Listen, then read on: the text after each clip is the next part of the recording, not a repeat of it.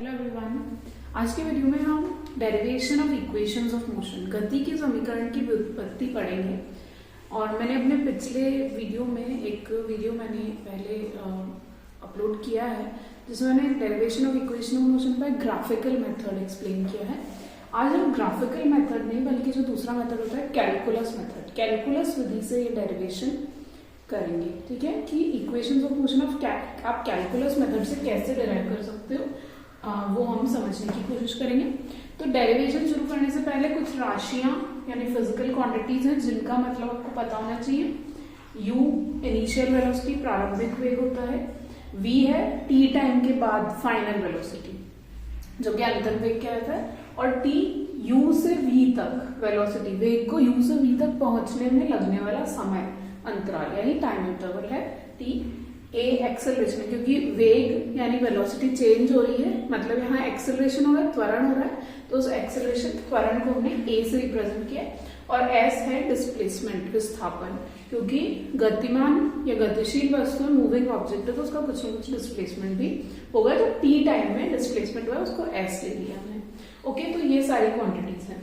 अब इसको डेरिवेशन को स्टार्ट करते हैं। By the definition of acceleration, त्वरण की परिभाषा क्या कहती है कि a जो होता है त्वरण वो dv बाय dt के बराबर है। ठीक है, rate of change of velocity, वेग में परिवर्तन की दर ही त्वरण कहलाता है, acceleration. So rate of change of velocity is acceleration. तो a को हम इजिली dv बाय dt से रिप्रेजेंट कर सकते हैं।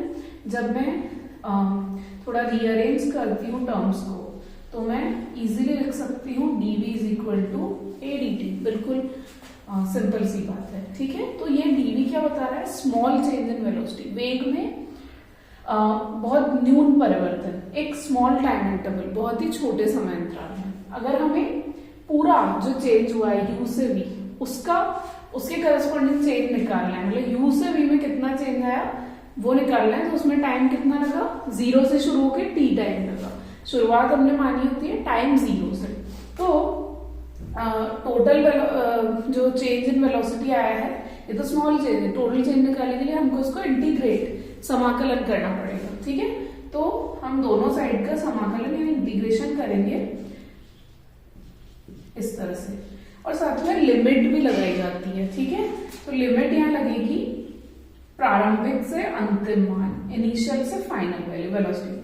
और क्योंकि यहाँ dv इंटीग्रेशन वेलोसिटी के रिस्पेक्ट में हो रहा है और यहाँ पर क्योंकि dt के सापेक्ष समाकलन हो रहा है तो आपको t की जो लिमिट है वो लगानी पड़ेगी। टाइम की लिमिट हमने 0 से t मानी है। हम ऐसा मान रहे हैं कि जो शुरुआती समय था वो 0 था, t बराबर 0, और फाइनल टाइम इंटरवल समांतर t है। तो इस तरह से इंटीग्रेशन होगा।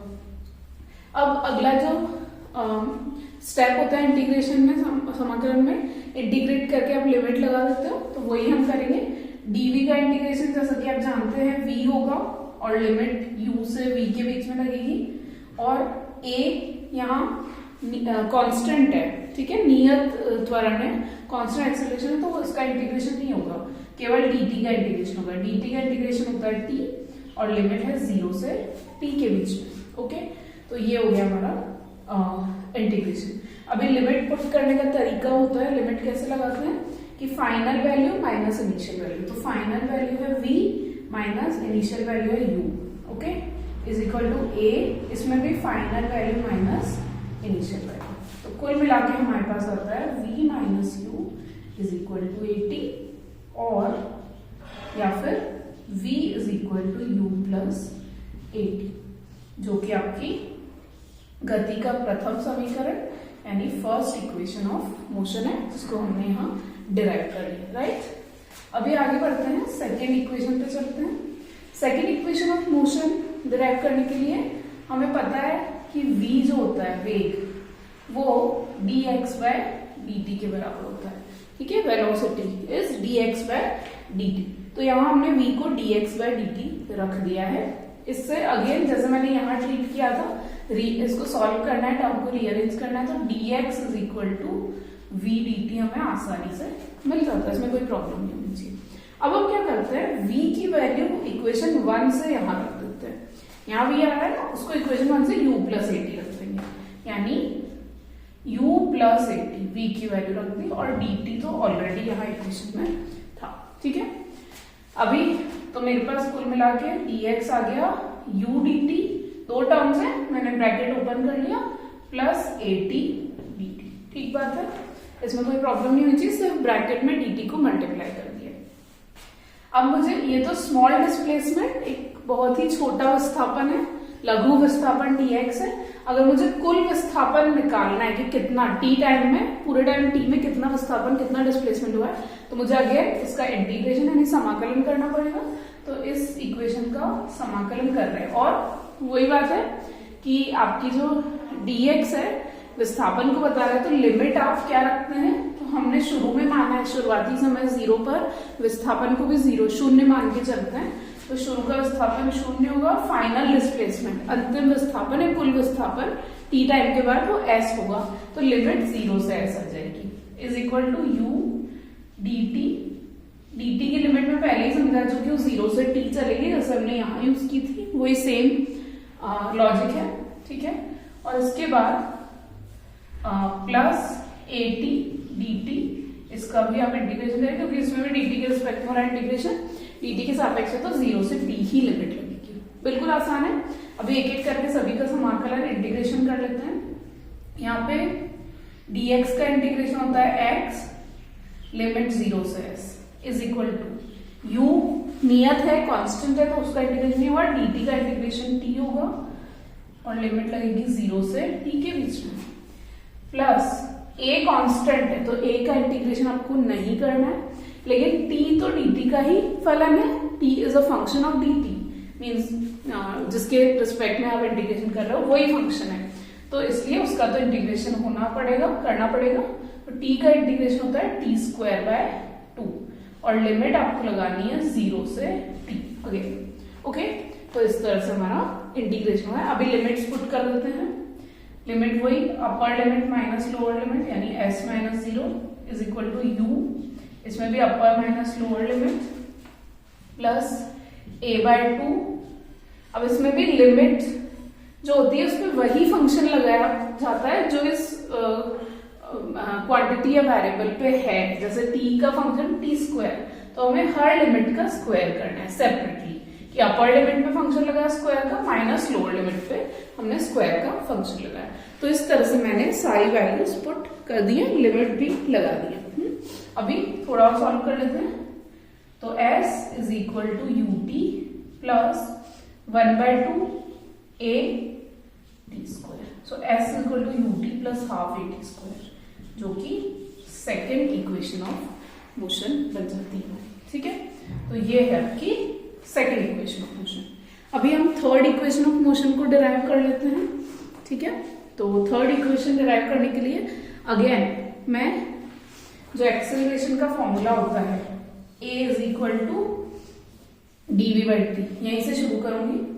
Again a is equal to dv by dt होता है, इसको दो पार्ट्स में डिवाइड कर देते हैं। अच्छा, अब एक काम कर सकते हैं, इसको दो पार्ट्स में डिवाइड कर सकते हैं, dv बाई dt को dv by dx into dx by dt लिख सकते हैं, इसमें कोई प्रॉब्लम नहीं है क्योंकि dx कैंसिल होकर आपको अल्टीमेटली वही मिल जाएगा dv बाई dt, ठीक है। तो आप इस dv बाई dt को ऐसे भी लिख सकते हैं दो पार्ट्स में, ओके राइट, इसमें कोई प्रॉब्लम नहीं होनी चाहिए। अब पहले के इक्वेशन से आपको पता है कि dx बाई dt v होता है, यानी मैं इसको v रख सकती हूँ, तो ये हो जाएगा v dv बाय dx, ठीक है, इसमें कोई प्रॉब्लम नहीं होनी चाहिए। तो ये है हमारा एक्सप्रेशन कि a की वैल्यू है v dv बाय dx। अब हम ऐसा करते हैं dx को इधर ट्रांसफर कर लेते हैं a के साथ, तो हमारे पास होता है a dx is equal to v d, ठीक है, इसमें कोई प्रॉब्लम नहीं होनी चाहिए, एकदम आसान है, मैंने dx को इधर मल्टीप्लाई कर दिया, क्रॉस मल्टीप्लाई, ओके। सो अभी ये तो स्मॉल डिस्प्लेसमेंट और स्मॉल चेंज इन वेलोसिटी, लघु विस्थापन और लघु परिवर्तन वेग में, उनके लिए इक्वेशन अगर हमें पूरा टाइम इंटरवल पूरे अंतराल के लिए निकालना है तो हमें समाकलन इंटीग्रेशन करना पड़ेगा।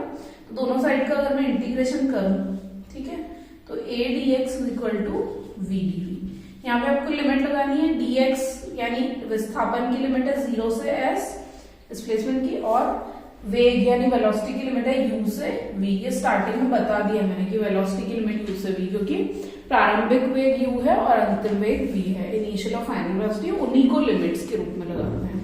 तो ये हमारा लिमिट आ गई। अब इंटीग्रेशन करना है, a तो कांस्टेंट है, x का इंटीग्रेशन dx का इंटीग्रेशन x है, लिमिट है 0 से s।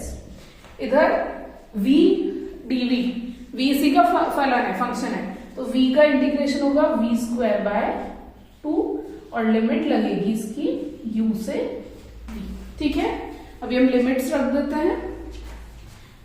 a upper limit s minus lower limit 0 is equal to 1/2 तो कांस्टेंट है, उसका लिमिट में कोई रोल नहीं है, v square final limit upper limit minus u square lower limit, तो हमारे पास आता है v square minus u square by 2। ठीक है, तो कुल मिला के v square minus u square by 2 is equal to as, या v square minus u square is equal to 2as, जो कि आपका थर्ड इक्वेशन ऑफ मोशन है। इस तरह से आप कैलकुलस विधि, कैलकुलस मेथड से तीनों गति के समीकरण की व्युत्पत्ति, डेरिवेशन कर सकते हैं। That's all for today, thank you.